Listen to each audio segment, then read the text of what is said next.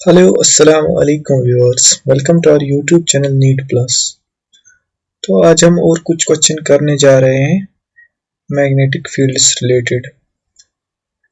तो जो पहला क्वेश्चन हमने चूज किया है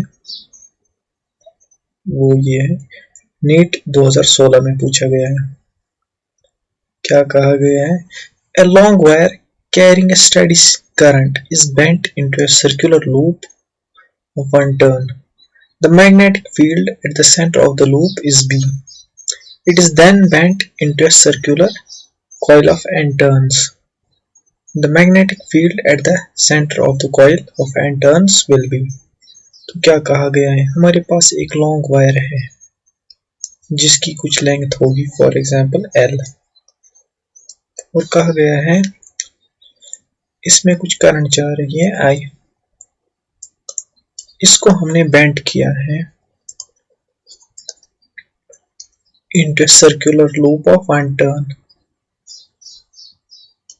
तो एक सर्कुलर लूप में बेंड किया है और उसमें एक करंट जा रही है, सेम करंट। तो इसमें अगर ये करंट जा रही है तो इसमें कुछ मैग्नेटिक फील्ड होगा और इसका कुछ रेडियस बन गया होगा जो R के बराबर होगा। तो पहले हम इस L को देखेंगे। ये L इधर से लेके यहाँ तक है, तो इसी को ये बेंड किया गया है। तो हम बोल सकते हैं L is equal to 2πr, that is circumference of this circle ही तो इस लेंथ के बराबर होगा। तो उसके बाद हम मैग्नेटिक फील्ड भी निकाल सकते हैं इसका, वो किसके बराबर होगा? Mu naught I by 2 times R। अगर इसमें करंट I फ्लो हो रही होगी, I को लेंगे हम कैपिटल। तो इसके बाद क्या कहा गया है? इसको और इन्होंने बेंड किया गया है, और बेंड किया गया है इस सर्कुलर कॉइल को, लेकिन इसको बेंड किया गया है बहुत सारे टर्न्स में। तो बहुत सारे टर्न्स में बेंड किया गया है और इसका कुछ रेडियस R रखा है।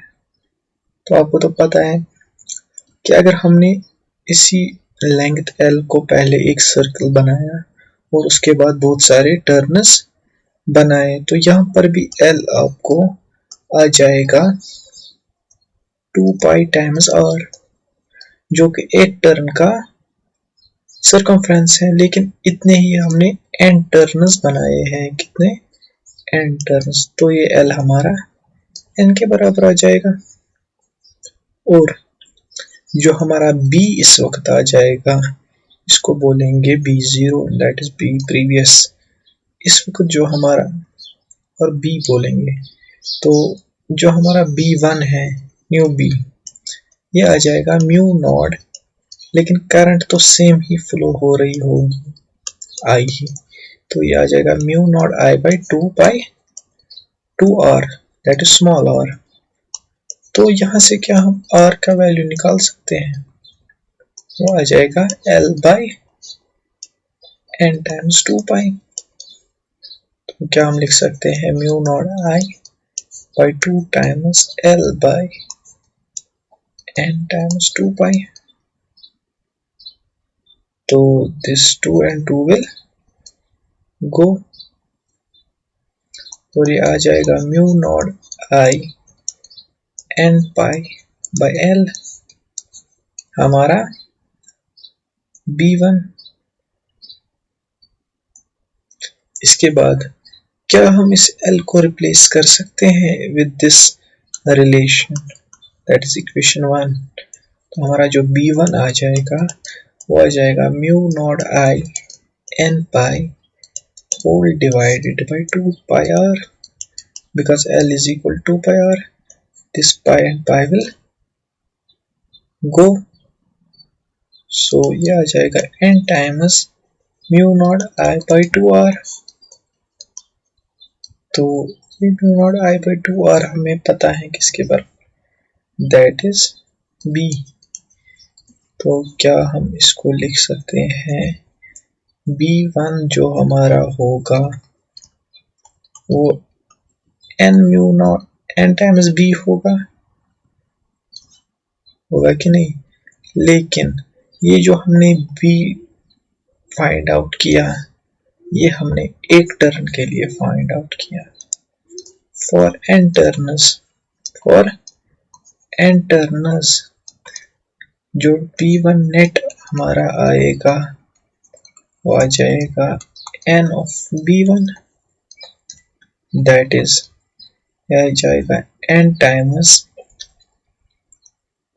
nb और अल्टीमेटली जो हमारा b1 नेट आ जाएगा वो आ जाएगा n स्क्वायर टाइम्स b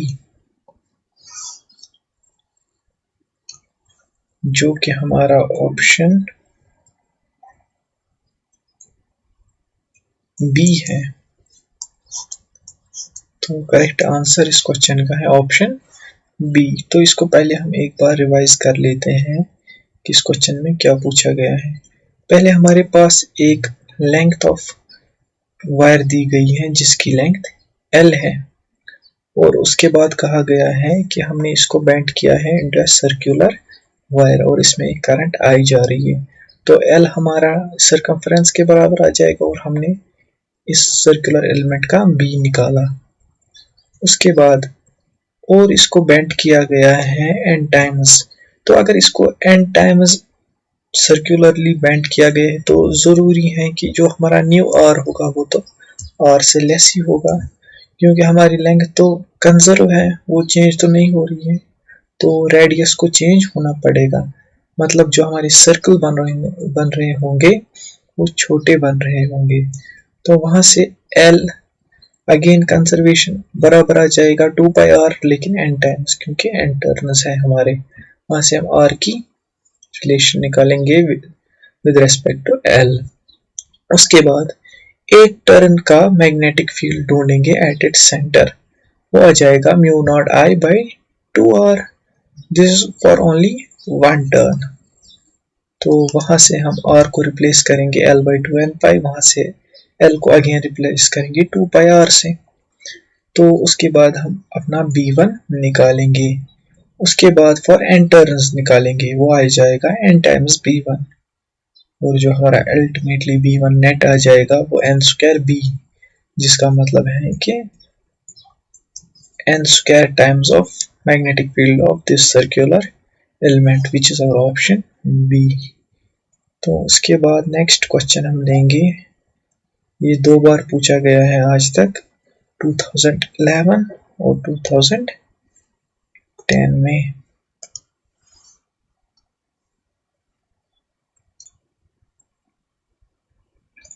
तो क्या पूछा गया है, charge Q is uniformly spread on a thin ring of radius R. The ring rotates about its axis with a uniform frequency f. The magnitude of magnetic induction at the center of the ring is, क्या कहा गया है, एक ring है हमारे पास और उस ring का जो रेडियस है वो R है, लेकिन इस रिंग पे जो Q चार्ज है जो कि यूनिफॉर्मली स्प्रेड है, फॉर एग्जांपल पॉजिटिव चार्ज है इस पे जो कि यूनिफॉर्मली स्प्रेड है। तो इस रिंग को रोटेट किया गया है, इसकी जो एक्सिस जो पास हो रही होगी इस सेंटर से, और उसका जो दिया गया है फ्रीक्वेंसी वो f दिया गया है।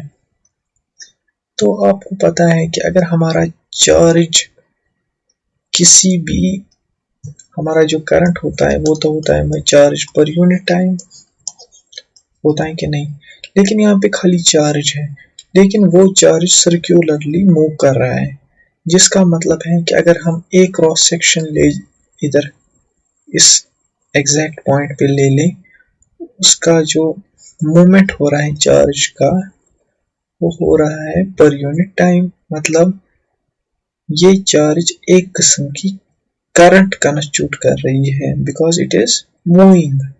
तो क्या हम बोल सकते हैं ये बराबर है Q इंटू 1/T 1/t हमारी फ्रीक्वेंसी है और ये आ जाएगा Q टाइम्स F। इसका मतलब है कि जो करंट इसमें असल में इस रिंग में है वो बराबर है Q टाइम्स F। तो इस क्वेश्चन में हमें पता चल रहा है कि चार्ज का मूव होना ही तो अब असल में करंट कहलाता है और वो करंट बराबर है Q टाइम्स F। इसके बाद अगर करंट मूव कर रही है तो ज़रूरी है कि ये इस सेंटर पे मैग्नेटिक फील्ड प्रोड्यूस कर रहा होगा जो कि बराबर होगा mu not times F by 2R, जो कि हमारी सर्कुलर एलिमेंट की फॉर्मूला है कि हमारा मैग्नेटिक फील्ड बराबर होता है mu naught I by 2R। तो लेकिन ये I जो है ये हमने निकाला है कि इसके बराबर होगा कि जब भी एक सर्कुलर एलिमेंट में चार्ज यूनिफॉर्मली स्प्रेड होगा और वो किसी फ्रीक्वेंसी से मूव कर रहा होगा तो I बराबर होता है Q टाइम्स F। इसको हम यहाँ पे रिप्लेस करेंगे I को, तो जो हमारा B आ जाएगा वो आ जाएगा mu not Q F by 2R, जो कि हमारा ऑप्शन B है। So the correct answer of this question is option B। तो हमें यहाँ पे पता चला कि करंट अगर ऐसे मूव कर रही है this is same as uniform charge density charged ring, uniformly charged ring जो कि किसी फ्रीक्वेंसी पे F पे मूव कर रही होगी।